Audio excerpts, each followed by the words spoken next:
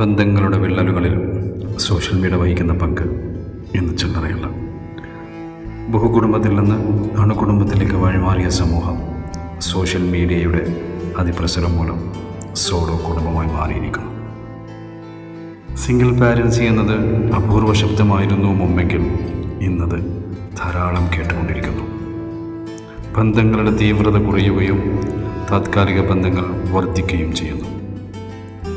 വിവാഹം കുടുംബങ്ങൾ ചേർന്ന് നടത്തുന്ന ഒരു മഹത്തായ കരാറിൽ നിന്ന് മാറി പ്രായപൂർത്തിയായാൽ ഒരു ഉപാധിയുമില്ലാതെ ആർക്കും ഒന്നിച്ച് കഴിയാമെന്ന വ്യവസ്ഥകൾ പെരുകി.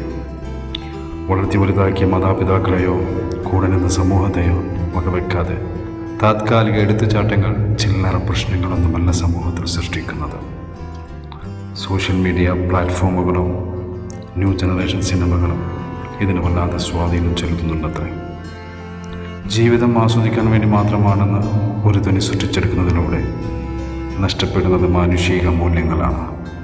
സുഖദുഃഖ സമ്മിശ്രമായ ജീവിതത്തെ വെറും സുഖാസ്വദനമാക്കി മാറ്റുമ്പോൾ വഴിതെറ്റിപ്പോകുന്നത് യുവ സമൂഹമാണ്.